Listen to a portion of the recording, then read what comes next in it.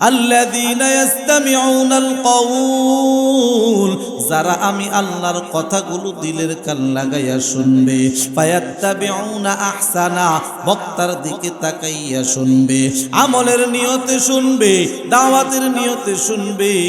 আল্লাহ বলে উলাইকাল্লাযীনা হাদাহুমুল্লাহ, 2 নম্বর পুরস্কার, আমি আল্লাহ তাদেরকে হেদায়েত দান করব। ওয়া উলাইকা হুম উলুল আলবাব, আমি আল্লাহ তাদেরকে বুদ্ধিমান বানাইয়া দিব। 4 নম্বর পুরস্কার, আমি আল্লাহ তাদেরকে বিনা হিসাবে জান্নাত দান করব। সুবহানাল্লাহ। আতিনা ফি দার দুনিয়ানা হাসান, আতিনা ফি দার উকবানা হাসান, ইয়া গিয়াসাল মুস্তাগীথিনা হাদিনা লফতিখারা বিল উলুমি ওয়াল গিনা। हर गरी ने देने तू तैयार है, जो न मांगे उससे तू बेजार है। আপনি যদি আল্লাহকে জিজ্ঞাসা করেন, আল্লাহ 4টা শর্তে বয়ান শুনলে 4টা পুরস্কার আপনি দিবেন, আপনার কাছে আমরা আরো 2টা কথা জানতে চাই। আল্লাহ বলে, বান্দা তুমি কি জানতে চাও? এই 4টা শর্তে যদি আমরা বয়ান শুনি, দিলের অবস্থাটা কেমন হবে জানতে চাই, চোখের অবস্থাটা কেমন হবে জানতে চাই। আল্লাহ বলে, কোরআনে কারীম খোলো, 7 নম্বর পারা, 1ম নম্বর পৃষ্ঠা, 1ম নম্বর লাইনে আল্লাহ বলেন, ওয়া ইযা সামিউ মা উনজিলা ইলার রাসূলি তারা আ'য়ুনাহুম তাফীদু মিনাদ الدمع مما عرفوا من الحق يقولون ربنا آمنا فاكتبنا مع الشاهدين। الله أكبر বলেন, চিল্লা বলেন আল্লাহু আকবার। আল্লাহ তাআলা বলেন, ওয়াও মানে এবং ইজা মানে যখন সামিউ তারা শুনবে, শ্রবণ করবে, মা অর্থ যা উনজিলা নাজিল করা হয়েছে, ইলার রাসূল রাসূলের কাছে যা কিছু নাজিল করা হয়েছে, এগুলো যখন আপনি আর আমি 4টা শর্তে শুনতে থাকব, আল্লাহ বলে, তারা আ'য়ুনাহুম, আপনি তাদের চোখের দিকে তাকাইয়া দেখবেন, তাফিদু মিনাদ দাম'i, চোখ দিয়া পানি বের হয়ে আসবে। বলে, চোখ দিয়া কেন পানি বের হয়?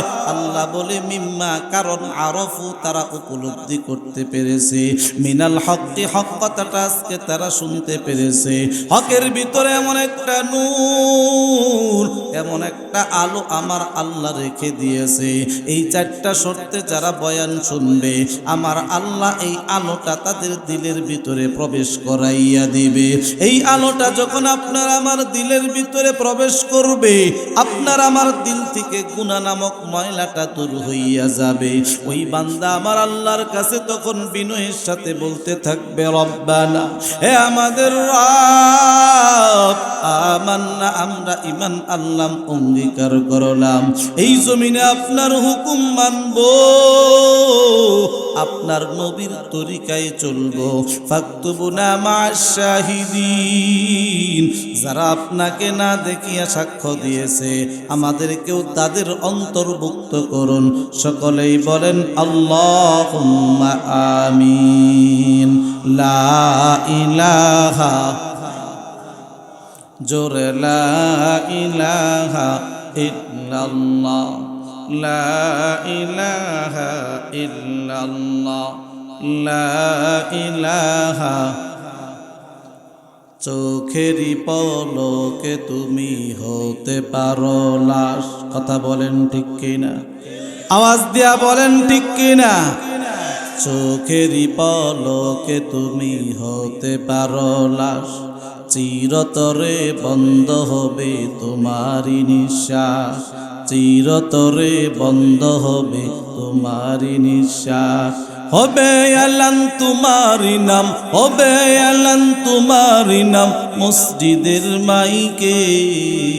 বাড়িওয়ালা নাই রে বাড়ি, নাই রে দুনিয়াতে, বাড়িওয়ালা নাই রে বাড়ি, নাই রে দুনিয়াতে।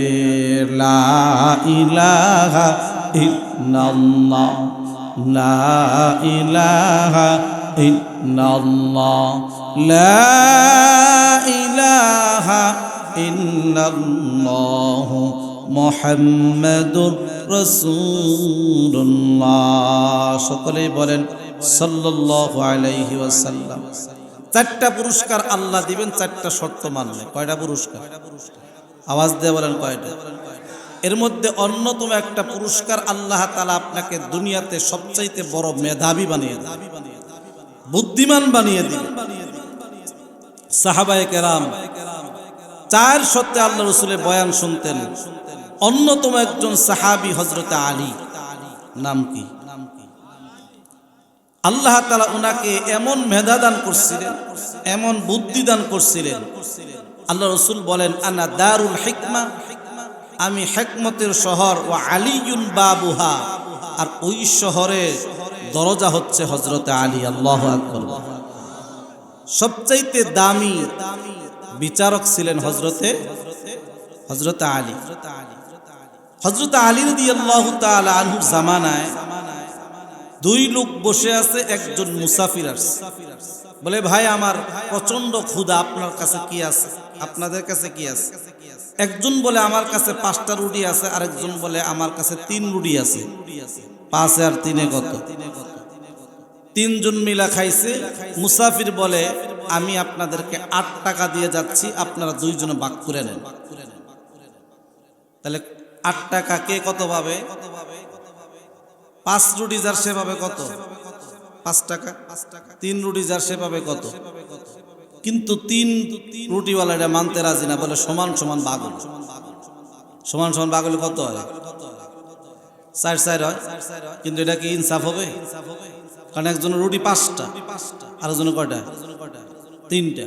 বলে, ভাই আপনি কি ধরনের ভাগ শুরু করলেন? রুটি যার যে কয়েকটা সে টাকা নিব কি? ওই কয়েকটাই। বলে, আমি এটা মানি না। বলে, তাহলে কি করার? বলে, চলেন আমরা বিচারক কাছে যাই, হযরত আলীর কাছে যাই। হযরত আলী ঘটনা শুনে বললেন 3 রুটিওয়ালাকে, তুমি 3 টাকা নিয়ে যাও, তোমার লাভ হবে। বলে যে না, আপনি আমাদেরকে বিচার করে দেন, আপনি আমাদের ভিতরে ইনসাফের ফয়সালা করেন। হযরত আলী বলেন, যদি আমি ইনসাফ করি তুমি 1 টাকা পাবা। কত বাবা? কিছু মানুষ আছে মোড়া মুদ্দি, মোড়া ভালো কথাও কি শুনতেছে না, বলে আমি 1 টাকাই নিব, কিন্তু আমার বুঝাই দেন। হযরত আলী বলে, তুমি এখনো সময় আছে, 3 টাকা নিয়ে যাও, তোমার 2 টাকা লস হবে। কোনোভাবেই মানতে রাজি না। হযরত আলী বলে, আচ্ছা ধরো প্রত্যেকটা রুটি টুকরা হয়েছে 3টে। কয়টা? 3টা। তাহলে 3 রুটি যার, তার টুকরো হয়েছে কয়টা? আর 5 রুটি যার, তার টুকরো হয়েছে কয়টা? 15 আর 9 কত? কালকে বয়ান করছি তো, 18। 15 আর 9 বলে কি 18। 15 আর 9 24। মানুষ কয়জন? তাহলে ভাগ করেন, 24-এ 3 ভাগ করলে কত হয়? 3 8 24। তাহলে তোমার রুটি হচ্ছে 9 টুকরা, তুমি খাইছো 8, মেহমান খাইছে 1। কয়টা হয়েছে তোমার? 9। তোমারটা শেষ। এবার 5 রুটিওয়ালার কাছে আসে। 5 রুটিওয়ালার টুকরা হয়েছে কয়টা? 15টা। সে খাইছে, রুটিওয়ালা খাইছে 8, মেহমান খাইছে 7। দেও 7 টাকা। 5 রুটিওয়ালা ভাবো কত? 7 টাকা ভাবো, কারণ মেহমান তার কাছ থেকে কয় টুকরা খাইছে? 7 টুকরা। তোমার হয়েছে কয় টুকরা? 9 টুকরা। 8 টুকরা তুমি খাইছো, 1 টুকরা মেহমান খাইছে। 1 টুকরা, 1 টুকরার দাম 1 টাকা, 1 টাকা নিয়ে যাও। অতি চালাকের গলায় কি? অতি চালাকের গলায় হযরত আলী রাদিয়াল্লাহু তাআলা আনহু কথার ভিতরে তো চালু ছিলেন, কেউ কোনো কথা তার সাথে বলে পারত না। কথা বলার সাথে সাথেই মাটিতে পড়ার আগেই ছক্কা মেরে দিত। একজন ইহুদি চিন্তা ভাবনা করলো হযরত আলীকে যেভাবেই হোক হযরত আলীকে আমি পরাজিত করব, অসম্মান করব, কিন্তু সম্মানের মালিক কে? আওয়াজ দেয়া বলেন, সম্মানের মালিক কে?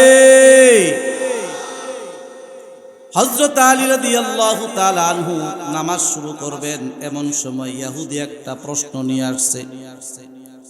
বলেন, ইহুদি যে প্রশ্নটা নিয়ে আসছে, প্রশ্নটা কি সহজ হবে না কঠিন হবে? কারণ তার তো উদ্দেশ্য জানা না, তার তো উদ্দেশ্য হচ্ছে আটকানো।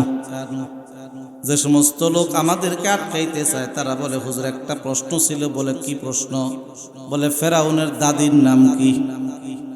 চিন্তা করছেন অবস্থা? কার দাদির নাম? জিজ্ঞাসা করলাম, ভাই আপনার দাদির নাম কি? বলে, হুজুর দাঁড়ান, বাড়ির থেকে আব্বার কাছে শুনে আহি। তোমার দাদির নাম খবর নাই, তুমি ফেরাউনের দাদির নাম কেন তুমি তালাশ করতেছো? আমাদের বোঝার বাকি নাই, তোমরা হচ্ছ ফেরাউনের গোষ্ঠী। কথা বলেন ঠিক কিনা?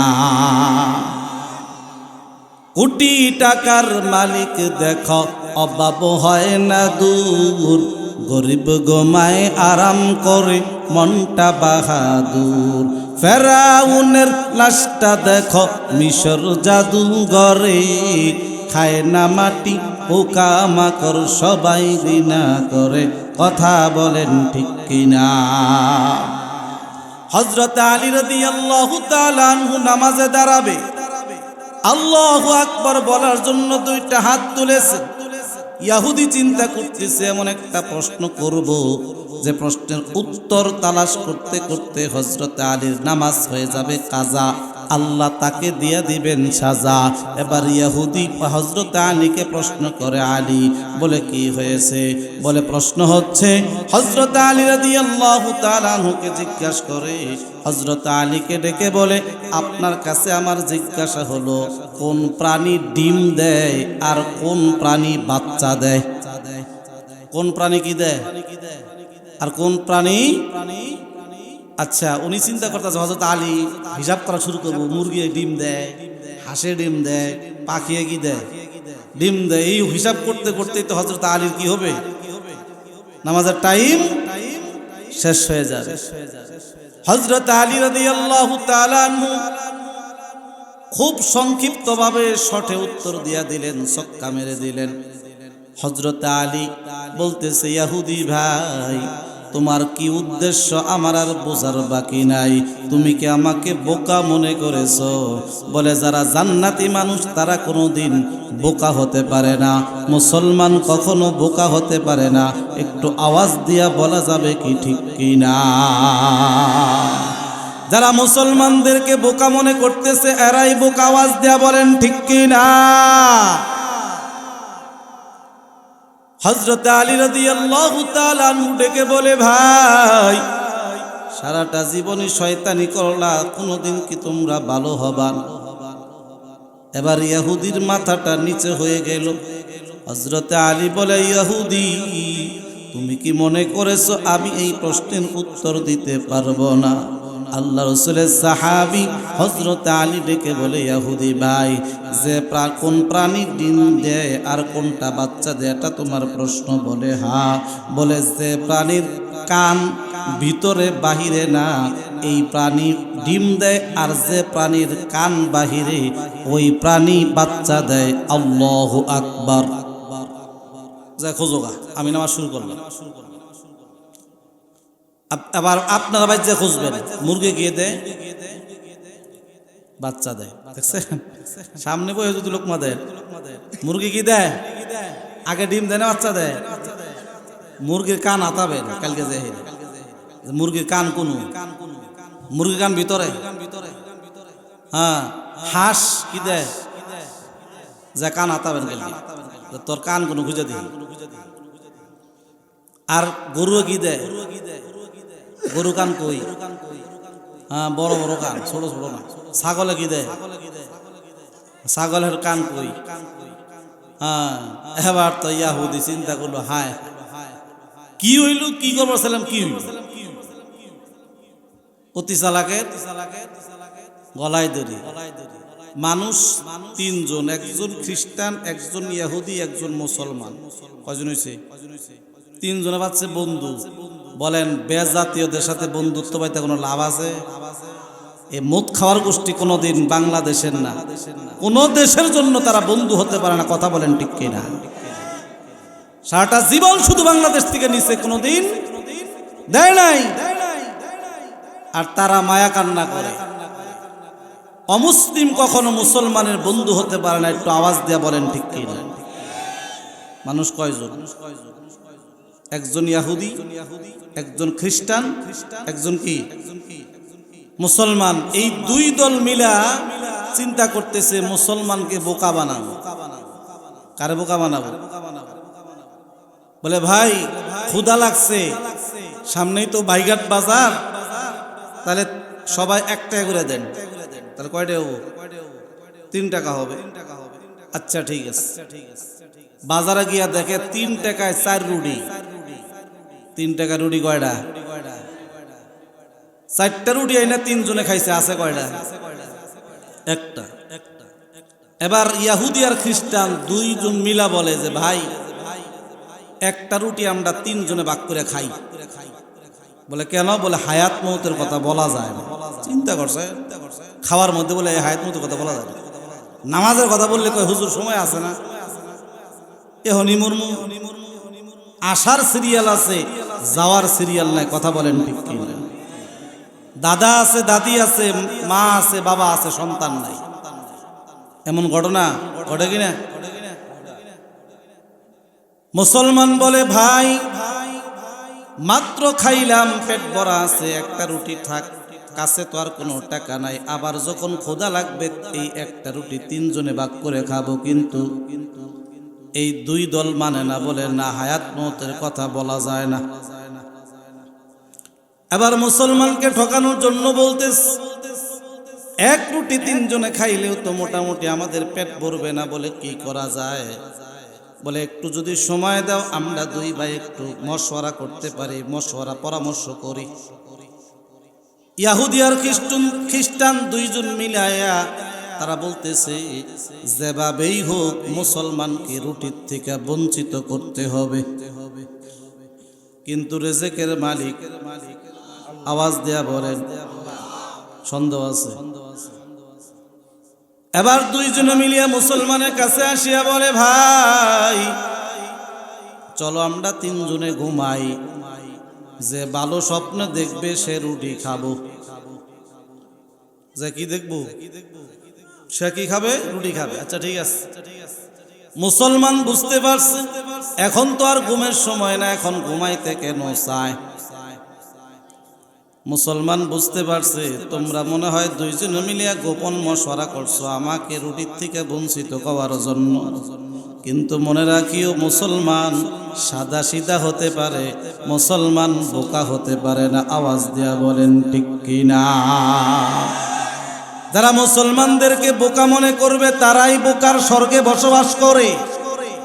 মুসলমান একটু ঘুমের ভিতরে আছে, এই মুসলমান একবার যদি চোখটা খোলে কোনো নাস্তিকার বেঈমান এই জমিনে থাকতে পারবে না।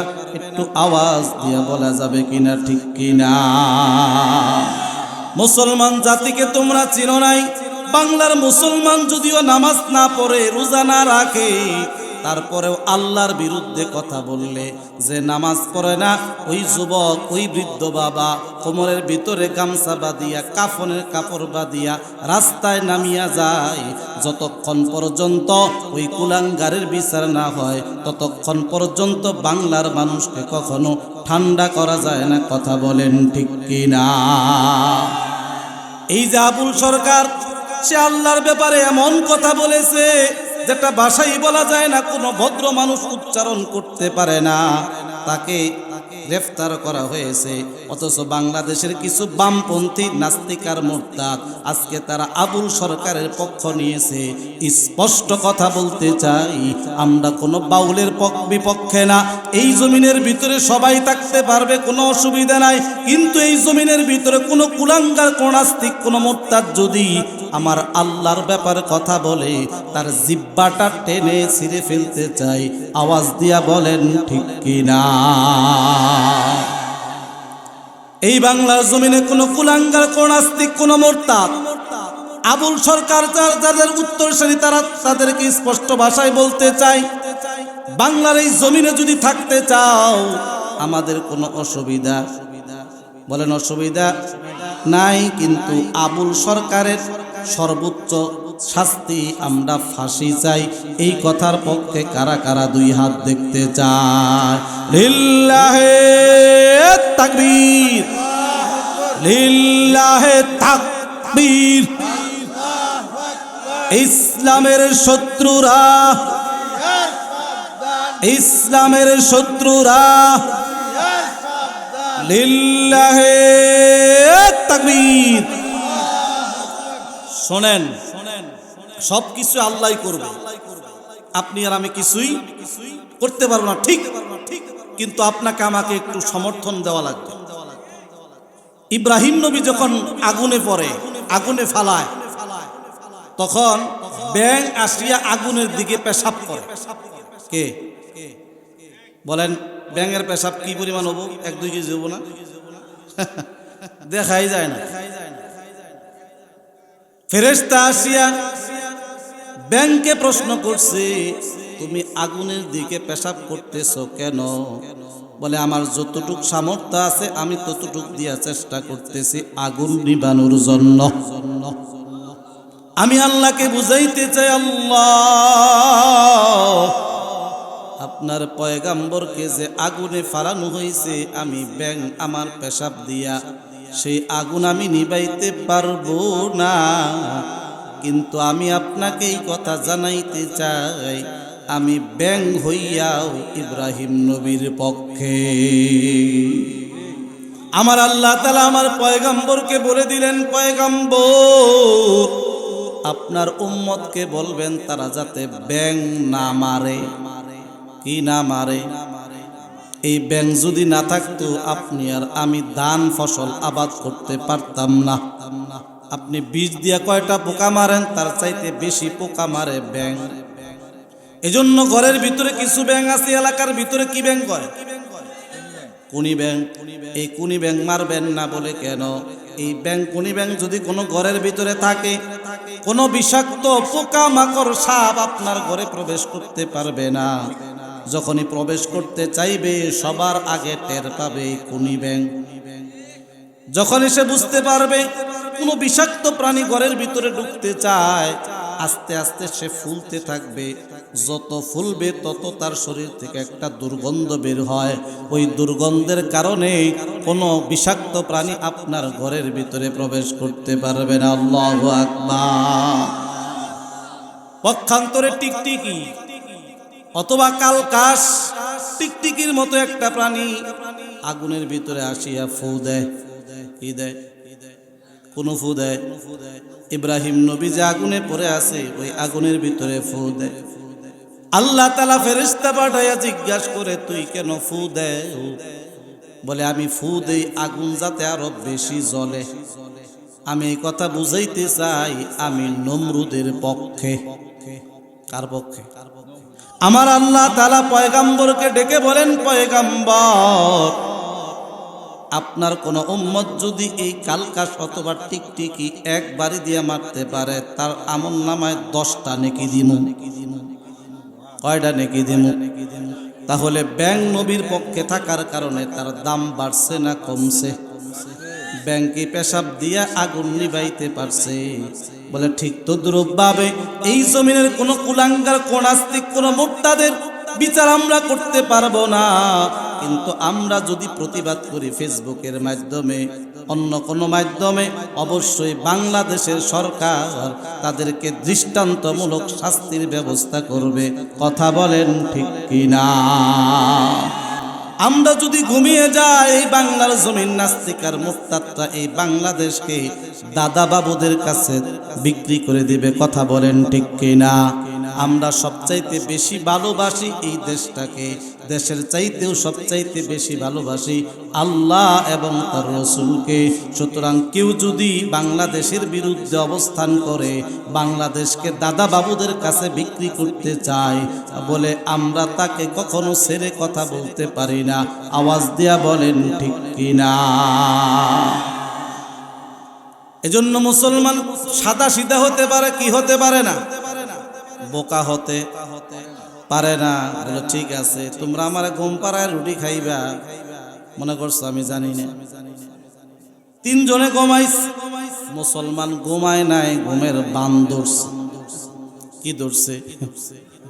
হাতে এভাবে উপর দিয়া ঘুরাইতেছে, মনে হয় ঘুমাইছে, কিন্তু নাক মোটামুটি ভালোই টানতেছে। আস্তে আস্তে তারা রুটির দিকে যায়। দুইজনে কোন দিকে যায়? রুটির দিকে যায়।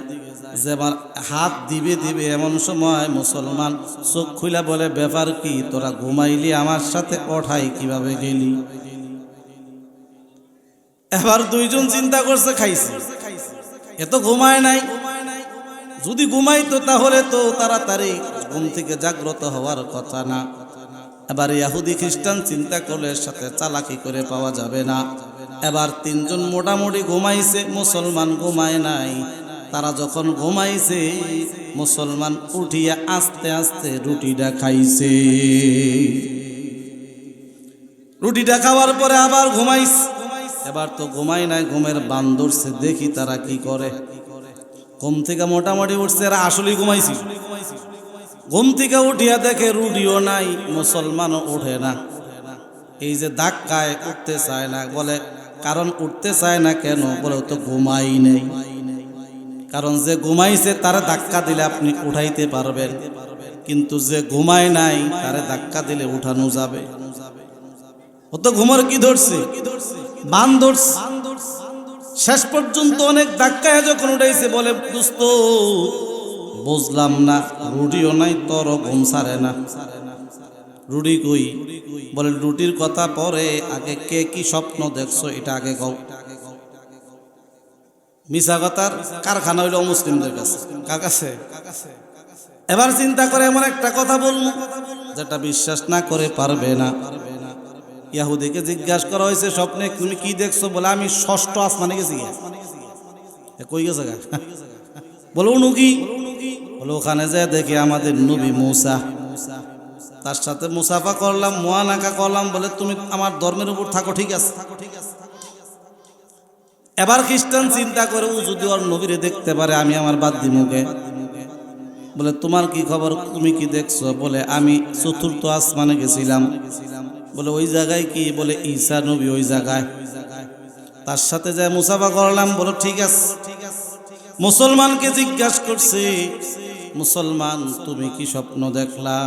বলে ভাই আমার স্বপ্নটা সবচাইতে বড় ভয়ঙ্কর। বলে কি স্বপ্ন? বলেন মুসলমান কি ঘুমাইছিল, স্বপ্ন দেখলো কি? মুসলমানও বুঝতে পারছে এই জায়গায় সত্য কথা বললে ভাত নাই। তোরা যেহেতু মিথ্যা কথা বলতে পারছ, আমি পারবো না কে? এবার বলতেছে আমার অবস্থা বড় খারাপ। বলে কি? বলে ঘুমানোর সাথে সাথে তার স্বপ্নের ভিতরে দেখি বড় একটা দেও লাঠি নিয়ে আইছে। কি নিয়ে আইছে?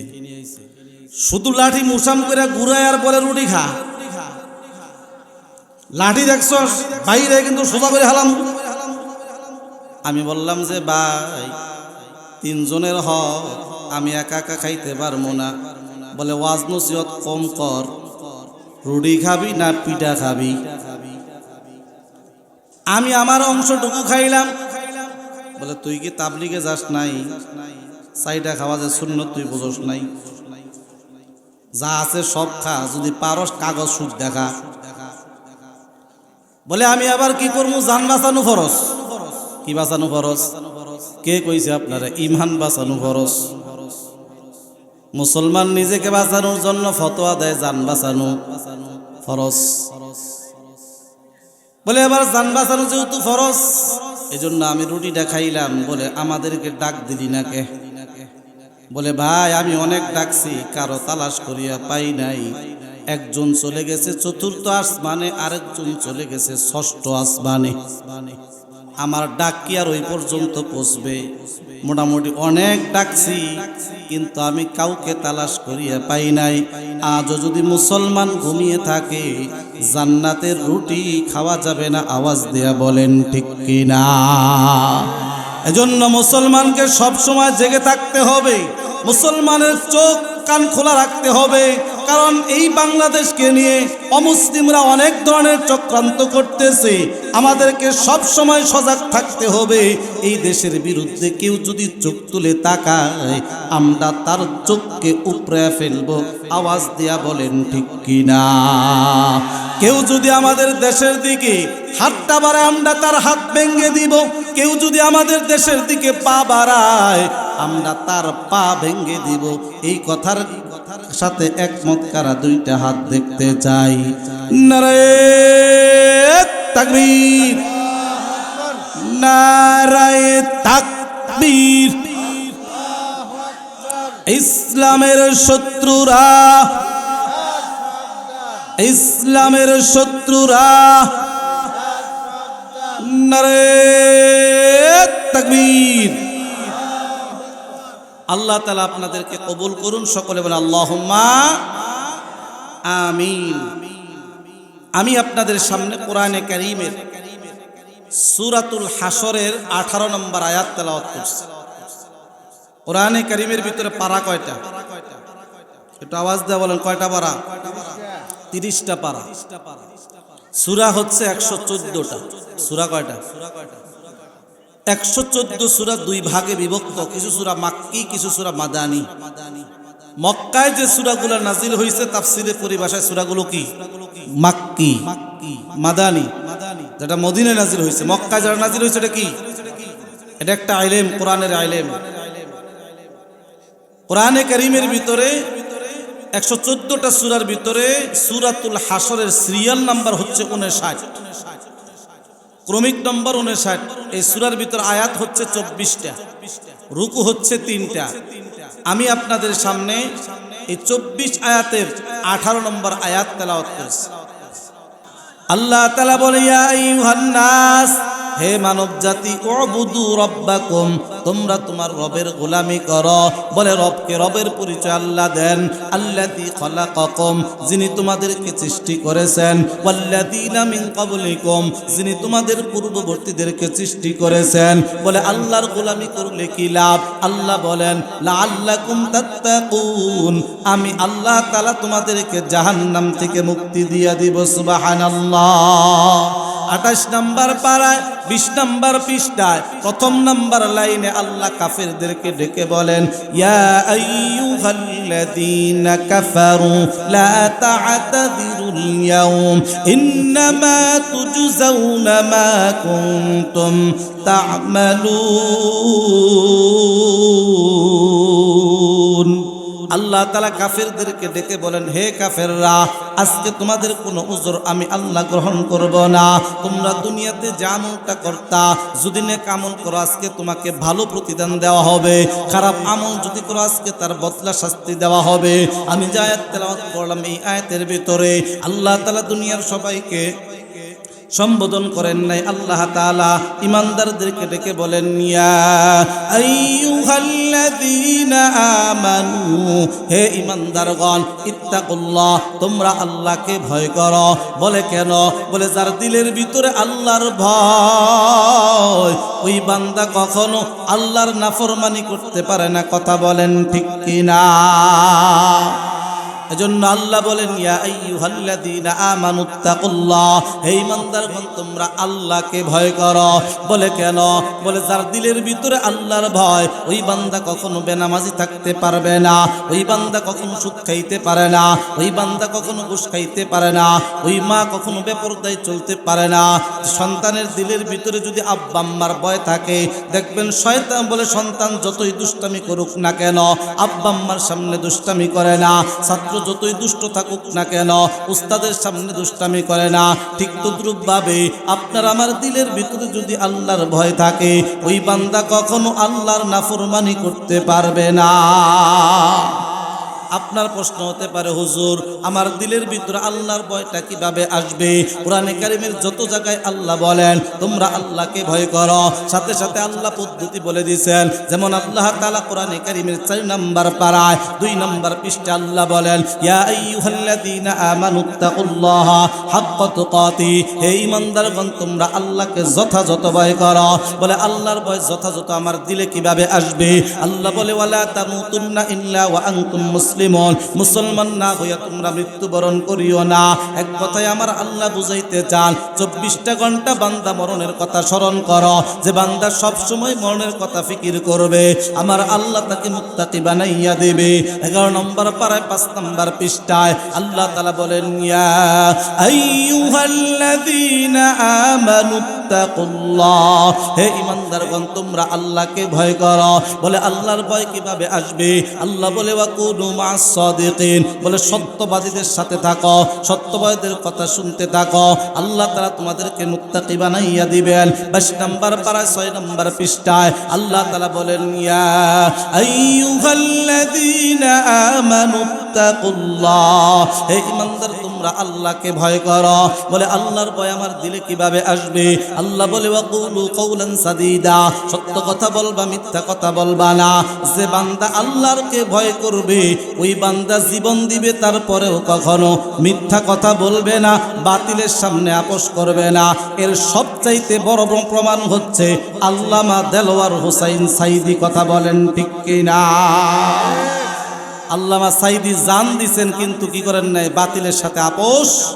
উলামায়ে কেরাম জেল খাটছেন কিন্তু বাতিলের সাথে কি করেন নাই?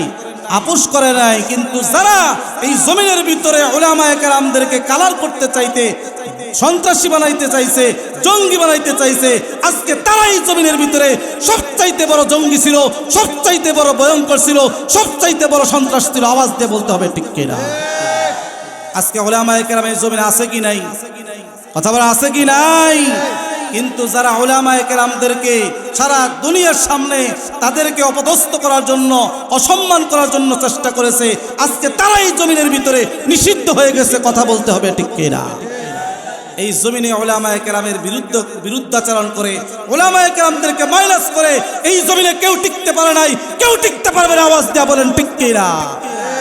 কারণ উলামায়ে কেরামের দাম হইছে কোরআনের কারণে। কিসের কারণে? হাদিসের কারণে। ওটা আপনার ভিতরে থাকলে আল্লাহ আপনাকেও দামি বানিয়ে দেবে। এজন্য যাদের ভিতরে আল্লাহর ভয় থাকবে তারা মরতে রাজি হবে, কখনো বাতিলের সামনে মাথা নত করতে পারে না। কথা বলেন ঠিক কিনা? মরতে তো হবেই। কথা বলেন, মরতে তো হবেই। তবে বাতিলের সাথে যদি আপোষ করে আপনি মারা যান, আপনিও মারা যান, গরু ছাগলও মারা যায়, আপনার ভিতরে আর তাদের ভিতরে কোনো পার্থক্য নাই। কথা বলেন ঠিক কিনা? আমি যে আয়াত তেলাওয়াত করেছি, আয়াতের ভিতরে আল্লাহ বলেন ইয়া আইয়ুহাল্লাযীনা আমানুত্তাকুল্লাহ, হে ঈমানদারগণ তোমরা আল্লাহকে ভয় করো। বলে আল্লাহর ভয় আমার দিলে কিভাবে আসবে? আল্লাহ বলেন ওয়াল তানজুর নাফসুম মা কদ্দামাত লিগাদ, প্রত্যেকটা মানুষ যাতে পরকালের ফিকির করে, পরকালের চিন্তা করে। কারণ পরকালের চিন্তা আপনি আর আমি যত বেশি করব তত বেশি আপনার আমার ভিতরে আল্লাহর ভয় আসবে। কথা বলেন ঠিক কিনা? কিন্তু দিন যত যাইতেছে পরকালের ফিকির আমাদের অন্তর থেকে বের হয়ে যাইতেছে। এক মুরব্বীর বয়স 100 বছর। কত? হ্যাঁ, দনবাড়ি জমিন কিনছে অথবা লিজ নিছে 300 বছর। কত? মুরব্বীর বয়স কত? লিজ কত? 300। উলামায়ে কেরাম একজনকে নিয়ে দোয়া করায় যে হুজুর এই যে জমিন কিনছে দেখেন, দোয়াও করে। বলে এখানে কি করবেন? বলে নিয়ত করছি বাড়ি বানায় থাকবেন। মুরব্বীর বয়স কত? 100। মুরব্বী বলতেছে আজরাইল মনে হয় মারা গেছে। কে মারা গেছে? আজরাইল মারা গেছে। সবাই উলামায়ে কেরামকে ধরছে, কি বলেন হুজুর? বলে তাই তো, আমার তো মনে হয় যে এই মুরব্বীর কাছে খবর আছে যে আজরাইল মারা গেছে। তা না হলে 100 বছরের মুরব্বী, এখন তো তার কবরের ফিকির করার কথা, কবরের টেনশন এখনো পর্যন্ত তার ভিতরে আসে নাই, অথচ এখনো সে দুনিয়ার ফিকির করতেছে। কথা বলেন ঠিক কিনা? এজন্য আল্লাহ তাআলা ঈমানদারদেরকে ডেকে বলেন ইয়া আইয়ুহাল্লাযীনা আমানুত্তাকুল্লাহ, হে ঈমানদারগণ তোমরা আল্লাহকে ভয় করো। বলে আল্লাহর ভয় আপনার আমার দিলের ভিতরে কিভাবে আসবে? আল্লাহ তাআলা বলেন ওয়াল তানজুর নাফসুম মা কদ্দামাত লিগাদ, প্রত্যেকটা মানুষ যাতে পরকালের ফিকির করে, পরকালের চিন্তা করে। এই জমিনের ভিতরে পরকালের সবচাইতে বেশি ভয় করতেন, বেশি ফিকির করতেন নবী এবং রসুলগণ। যত নবী এবং রসুলগণ দুনিয়াতে আসছে, সমস্ত নবী এবং রসুলের মধ্যে সবচাইতে দামি নবী হলো আমাদের নবী, যার আগে এবং পরের সব গুনাহগুলো আল্লাহ মাফ করে। আল্লাহ বলেন ইন্না ফাতাহনা লাকা ফাতহাম মুবিনা লিয়াগফির লাকা আল্লাহু মা তাকদ্দাম মিন যামবিক ওয়া মা তাআখার। আমার আল্লাহ তাআলা আপনার আমার পয়গম্বরের সব গুনাহগুলো আল্লাহ তাআলা মাফ করে দিয়েছেন। তারপরেও আমার পয়গম্বর পরকালের ফিকিরে তো বেশি করতেন।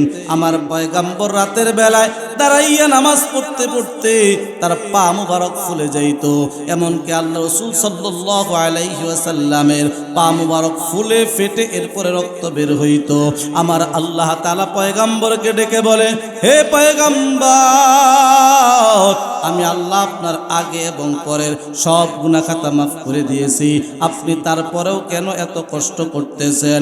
আপনি এরপরেও কেন আপনার পা মুবারক ফেটে রক্ত পড়তেছে, তারপরেও কেন আপনি বিশ্রাম করতেছেন না? আমার পয়গম্বর বলে আফালা আকুনা আবদান শাকুরা, আমি কি শুকরিয়া আদায়কারী বান্দা হবে না? আমি কি শুকরিয়া আদায়কারী বান্দা হব না? আমার পয়গম্বর সবচাইতে পরকালের বেশি ফিকির করতেন। কেমন ফিকির করতেন? কিতাবের নাম 25 নবীর কাহিনী। এই কিতাবের 72 নাম্বার পৃষ্ঠার ভিতরে আসছে আপনার আমার পয়গম্বর দুনিয়া থেকে বিদায় হয়ে যাবেন, জান্নাতুল বাকিতে চলে গেলেন। মদিনার একটা গুরুস্থানের নাম জান্নাতুল বাকি। ওই জান্নাতুল বাকিতে গিয়ে আল্লাহ রাসূল চোখের পানি ছেড়ে কান্নাকাটি করতে লাগলেন আর বলতে লাগলেন, অচিরেই আমি তোমাদের সাথে সাক্ষাৎ করব, তোমাদের কাছে আসব।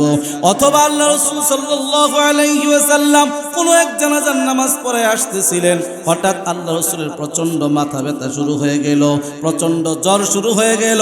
আল্লাহ রাসূল সাল্লাল্লাহু আলাইহি ওয়াসাল্লাম হাঁটতেও পারতেছে না। আল্লাহ রাসূল সাল্লাল্লাহু আলাইহি ওয়াসাল্লাম মাথা নিয়ে দাঁড়ায়ও থাকতে পারতেছে না। আপনার আমার পয়গম্বর পকেটের ভিতরে ছোট্ট একটা রুমাল ছিল, ওই রুমালটা তার মাথার ভিতরে বেঁধে ফেললো।